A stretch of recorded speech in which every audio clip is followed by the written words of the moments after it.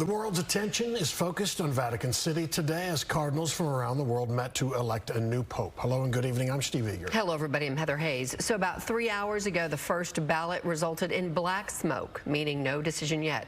Earlier, the 133 voting cardinals held mass and later took a vow of secrecy before locking the doors of the Sistine Chapel.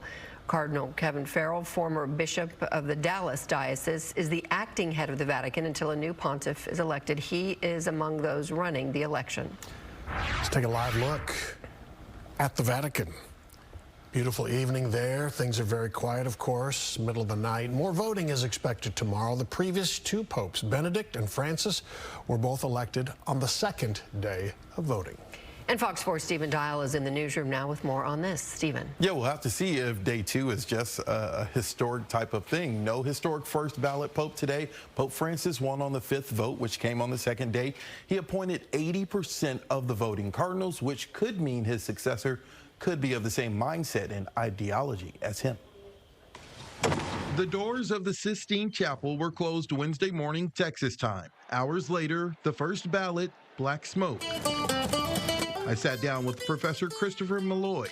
He is the theology chair at the University of Dallas to talk about the process. Do you think the new pope will be someone similar to a Pope Francis that may have rubbed some people the wrong way?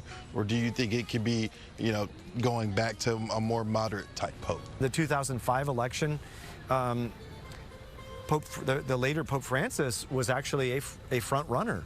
But very few people knew that on the outside. Media, theologians, historians, very few people knew.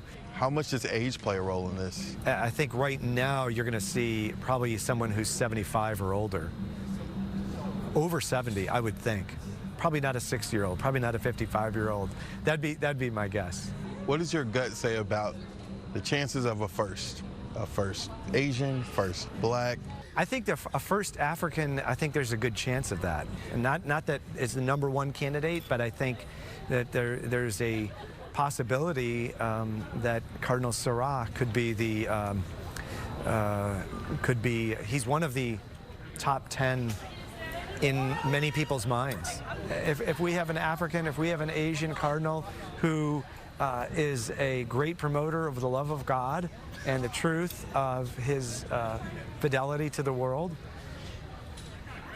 that's wonderful. What are the chances of an American, having a real chance of possibly being the Pope? And then just talk about us having someone who used to be in our area being in a visible role in this process. It's pretty remarkable when you see someone who was your bishop and then is very visible somewhere else and higher up, that kind of thing. That's always a remarkable thing. And you always want to say, remember us.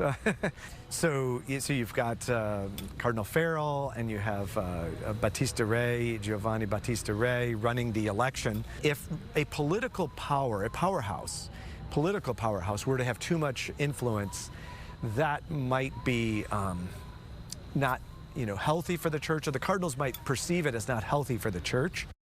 So, black smoke today. The cardinals will vote twice tomorrow morning, and if there's no pope by lunchtime, then they'll vote twice again in the afternoon as well. All right, Stephen Dial, good information. Thank you very much.